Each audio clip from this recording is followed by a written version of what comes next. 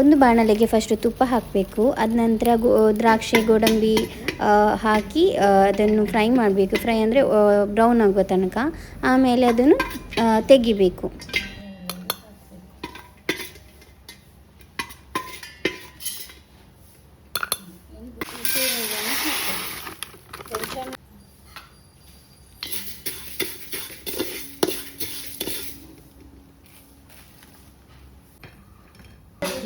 ಅದು ಇದಕ್ಕೆ ಹಾಲು ಹಾಕಿ ಹಾಲು ಕುದಿಲಿಕ್ಕೆ ಇಡಬೇಕು.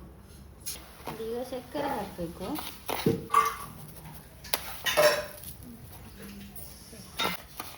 ಈಗ ಇದಕ್ಕೆ ಶಾವಿಗೆ ಹಾಕಬೇಕು.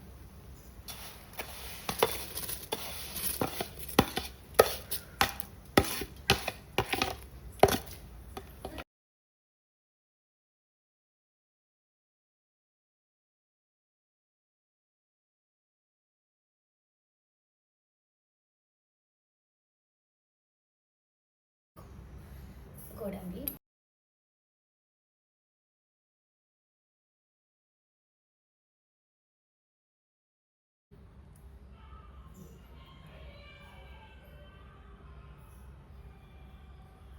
ಈಗ ಏಲಕ್ಕಿ ಹಾಕಬೇಕು. ನಾನು ಸ್ವಲ್ಪ ಹುಡಿ ಮಾಡಿಟ್ಟಿದ್ದೆ ಅದನ್ನು ಹೀಗೆ ಏಲಕ್ಕಿ ಅಷ್ಟೇ. ಆಯಿತು, ನಮ್ಮದು ಪಾಯಸ ಆಯಿತು. Thank you guys. First time ನಾನು ಮಾಡಿದ್ದು, ನನಗಿನೇ ಖುಷಿ ಆಗ್ತಾ ಉಂಟು. ಟೇಸ್ಟ್ ಮಾತ್ರ ಅಲ್ಟಿಮೇಟ್ ಆಗಿದೆ. ಟೇಸ್ಟ್ ಚೆಂದ ಉಂಟು. ನೀವು ಸಹ ಮನೆಯಲ್ಲಿ ಟ್ರೈ ಮಾಡಿ, ಕಮೆಂಟ್ ಮಾಡಿ ಆಯಿತಾ. ಈಗ ನಾನು ಲಾಸ್ಟಿಗೆ ನೋಡಿ ಹೇಗೆ ಆಗಿದೆ ಅಂತೇಳಿ. ಯಮ್.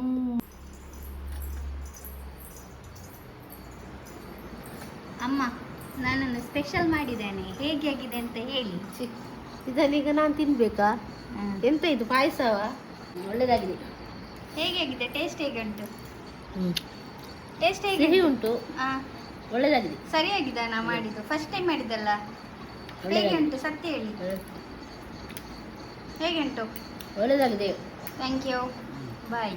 ಈ ಪಾಯಸ ಹೇಗುಂಟು ಅಂತ ಹೇಳಿ ನನಗೆ ಕಮೆಂಟ್ ಮಾಡಿ, ಲೈಕ್ ಮಾಡಿ, ಶೇರ್ ಮಾಡಿ, ಸಬ್ಸ್ಕ್ರೈಬ್ ಮಾಡಿ.